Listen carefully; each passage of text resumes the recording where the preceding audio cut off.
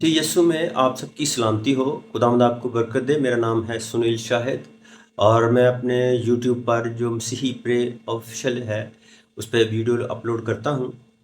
खुदा का खादम pastor Khalid M नाज जिनकी वीडियो मैं अपलोड करता हूँ, आप उसको देखें, सुनें और खुदावंद से बरकत पाएँ और कसरत से बरकत पाएँ। खुदावंद आपको और ज़्यादा बरकत दे और उसको देख के शेयर करें और सब्सक्राइब करना ना भूलें। बेल आइकन को ज़रूर दबाइएगा ताकि आपकी सपोर्ट हमें। इब्रानियों की कलीसिया को लिखा गया खत 12वां बाब 5वीं आयत से 11वीं आयत मुकद्दस तक हम पढ़ेंगे। मुकद्दस कलाम में से आज का जो हवाला है वो इब्रानियों। अब इब्रानियों इसलिए इन्हें कहा जाता था इस कलीसिया को क्योंकि ये वो यहूदी थे जो यीशु मसीह को कबूल कर चुके थे, तो इसलिए इन्हें इब्रानियों की कलीसिया कहा जाता था। यहूदी इब्रानी जुबान बोलते हैं, इब्रानी। इसलिए अतालिया के ये वो इब्रानी मसीह थे जिन्होंने खुदावंद यीशु को कबूल कर लिया था, इसलिए ये इब्रानियों की कलीसिया कहलाती है। हम देखें कि 12वां बाब है और उसकी 5वीं आयत। खुदावंद के कलाम में यूं लिखा है जी, और तुम उस नसीहत को भूल गए जो तुम्हें फर्जंदों की तरह की जाती है, जो तुम्हें फर्जंदों की तरह की जाती है कि ए मेरे बेटे खुदावंद की तंबीह को नाचीज ना जान, और जब वो तुझे मलामत करे तो बेदिल ना हो, क्योंकि जिससे खुदावंद मोहब्बत रखता है। वाह, कितना बड़ा एजाज है। क्योंकि जिससे खुदावंद मोहब्बत रखता है उसे तंबीह भी करता है, और जिसको बेटा बना लेता है उसके कोड़े भी लगाता है। तुम जो कुछ दुख सहते हो वो तुम्हारी तरबियत के लिए है। खुदा फर्जंद जानकर तुम्हारे साथ सलूक करता है।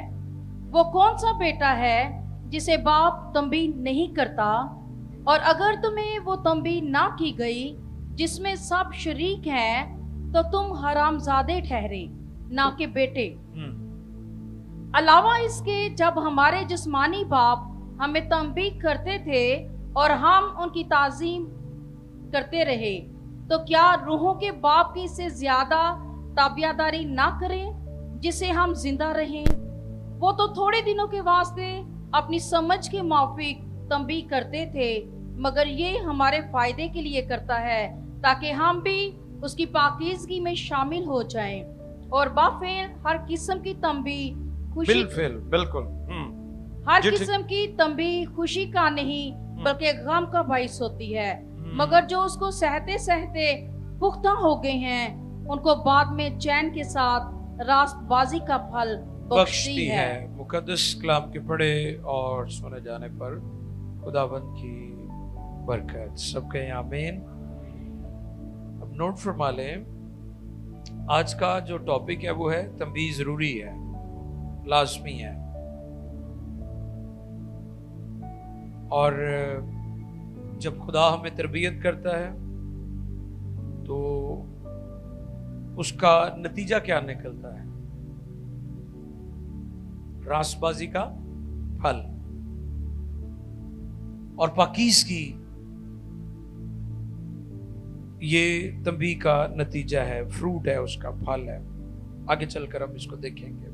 मुकद्दस कलाम में से जो हवाला पढ़ा गया है उसमें ईमानदारों का बहुत बड़ा एजाज बताया गया है, क्योंकि जिससे खुदावंद मोहब्बत रखता है उसे तंबीह करता है। ये हमारा एजाज है, इस्तेकाक हमें मिला है कि खुदा हमसे प्यार करता है, इसलिए वो हमें तंबीह भी करता है। क्योंकि आप जिससे प्यार करते हैं आप उसका कभी नुकसान नहीं चाहेंगे, ऐसे आप हमेशा उसके साथ भलाई करते हैं, नेकी करते हैं, उसके बारे में अच्छा सोचते हैं। کیونکہ آپ اس سے محبت کر رہے ہوتے ہیں. یہ جو پیسج پڑھا گیا ہے, یہ جو چند آیات پڑھی گئی ہیں 5ویں آیت سے لے کر 11ویں آیت تک, یہ سارا ہمیں خدا باپ کی محبت کی جو پکچر ہے پالوس رسول وہ ہم پر یہاں کر رہے ہیں کہ خدا کا جو پیار ہے وہ کتنا زبردست ہے, کتنا شاندار ہے, کتنا عظیم ہے, کتنا مہان ہے, کہ وہ ہمیں اس لیے تنبیہ کرتا ہے. تنبیہ آپ سمجھتے ہیں, تنبیہ سے مراد کیا ہے؟ یعنی تربیت کرنا, ٹھیک ہے, ڈسپلن کرنا. اور تربیت کی چھڑی کا بھی ذکر ہے خدا کے کلام میں. اگر آپ میرے ساتھ دیکھیں امثال 23 میں باب, امثال 23:13 نکالیں تو وہاں پر آپ کو اس کا ذکر ملے گا. آئیں دیکھیں خدا کے کلام میں سے. امثال کی کتاب ہے 23واں باب اور اس کی 13ویں آیت مقدسہ. جی. لڑکے سے تعدیب کو دریغ نہ کر, تعدیب کو دریغ نہ کر, اگر تو اسے چھڑی سے مارے گا, اگر تو اسے چھڑی سے مارے گا تو وہ مر نہ جائے تو گا, وہ مر نہ جائے گا. تو اسے چھڑی سے مارے گا, تو اسے چھڑی سے مارے گا, اور اس کی جان کو پتال سے بچائے گا. اس کی جان کو کیا کرے گا؟ پتال سے بچائے گا. چھڑی سے مراد صرف ڈنڈا ہی نہیں ہے, ٹھیک ہے. چھڑی سے مراد جو ہے وہ صرف یہی نہیں ہے کہ آپ کوئی لوہے کا راڈ لے لیں اور پھر آپ اس آیت کو پڑھیں. جی کلام جو لکھا ہے کہ تو اپنے دھی دی پتر دی جڑی ہے نا تربیت وہ سوٹی نال بھی کر. اور کئی ویکھیا کہ وہ ایسا سوٹا استعمال کرتے ہیں کہ وہ بچارا ہسپتال پہنچ جاتا ہے. اس کا کرنا چاہیے, سختی کرنی چاہیے, لیکن غور سے سنیں, اس سے مراد صرف یہی نہیں ہے کہ آپ نے راڈ لے لینا ہے, ٹھیک ہے, ڈسپلن کرنے کے لیے, اور آپ نے بچوں کی پٹائی شروع کر دینی. اس سے اور اس کے معنی بڑے وسیع ہیں, اس میں بڑی وسعت ہے کہ آپ نے ہر طریقے سے اپنے بچوں کو ڈسپلن کرنا ہے تاکہ وہ ڈسپلن سیکھ جائے, ان کو ڈسپلن کر دیا جائے, ان کی زندگی میں ترتیب آ جائے, وہ اصولوں کو اپنا لیں تاکہ زندگی خوبصورت ہو جائے. کیونکہ جب آپ کی زندگی میں ڈسپلن نہیں ہوتا, میس ہوتا ہے, آپ کی زندگی خراب ہو چکی ہوتی ہے, تو کوئی چیز بھی ترتیب سے نظر نہیں آتی. چھڑی ایک سمبل ہے, اور ہمیں کیا کرنا ہے بطور پیرنٹس, یہ میں بات کر رہا ہوں. پھر ہم خدا کی طرف آئیں گے کہ خدا کس طرح ہمیں ڈسپلن کرتا ہے. جیسے پالوس نے بھی اس میں ذکر کیا کہ جو ان کے زمینی ماں باپ ہیں, 9ویں آیت میں میرا خیال لکھا ہے, دیکھیے گا ذرا اس کو. علاوہ اس کے جب ہمارے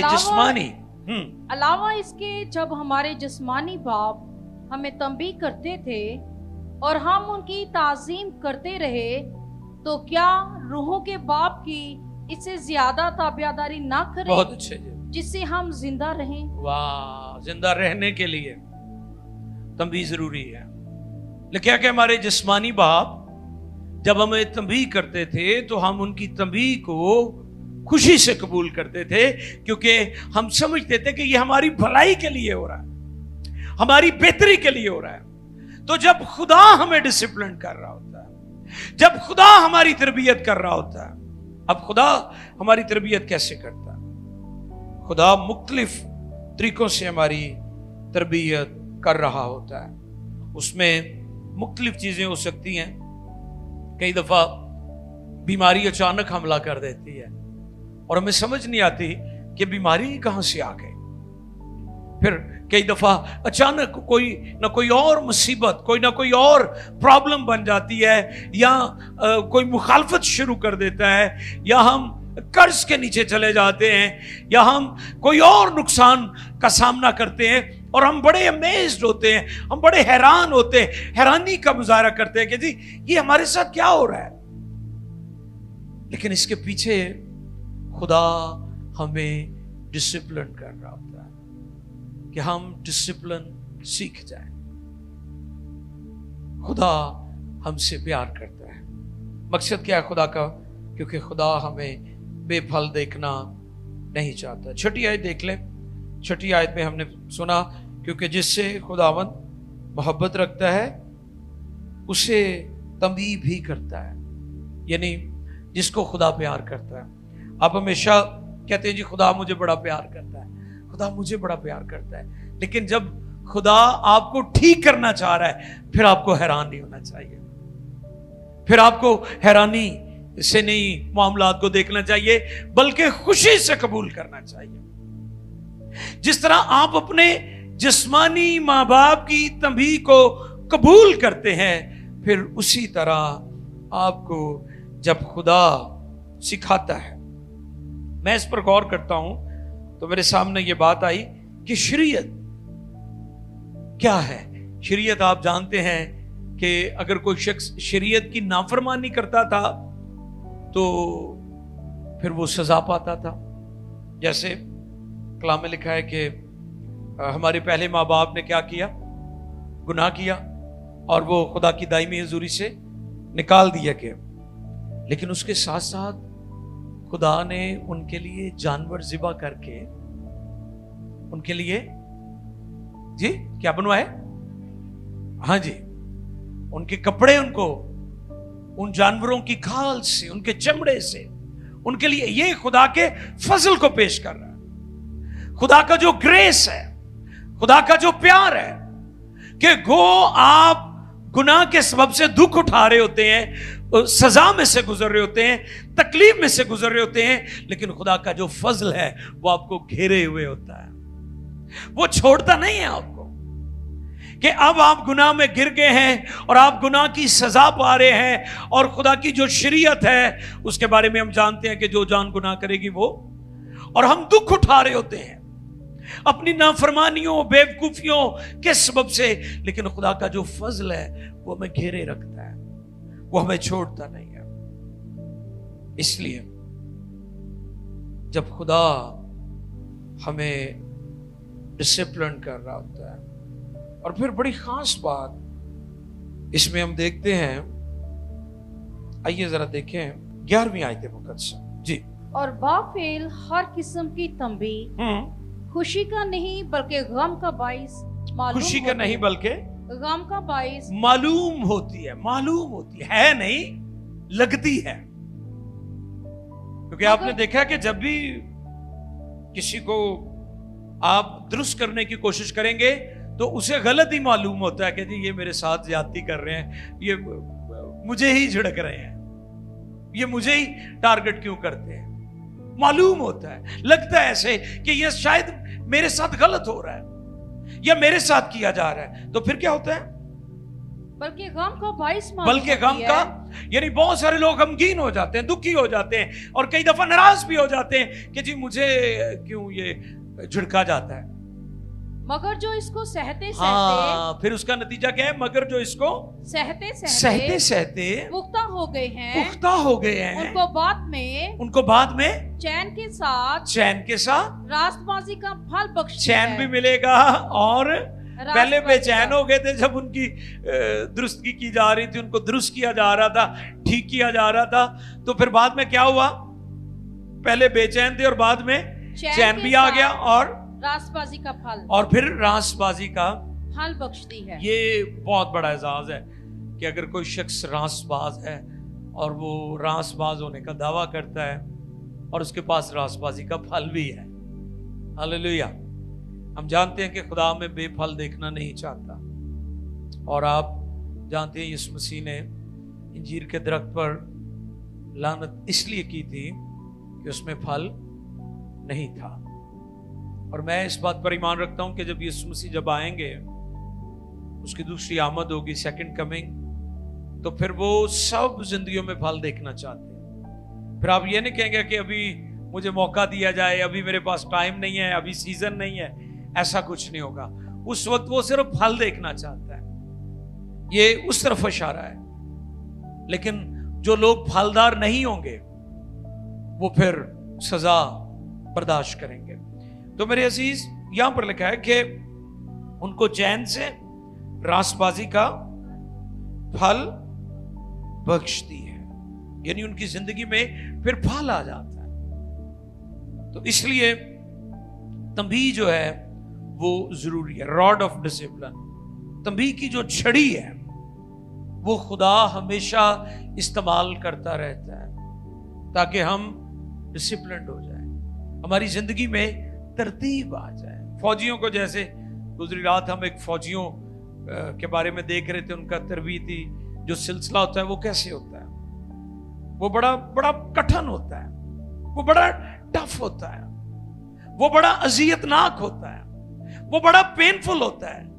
لیکن آپ دیکھیں کہ فوجی جب اس ٹریننگ کو کر لیتے ہیں، جب اس میں سے گزر جاتے ہیں، تو پھر آپ دیکھیں وہ ہر طرح کے مشکل حالات کا مقابلہ بھی کرتے ہیں۔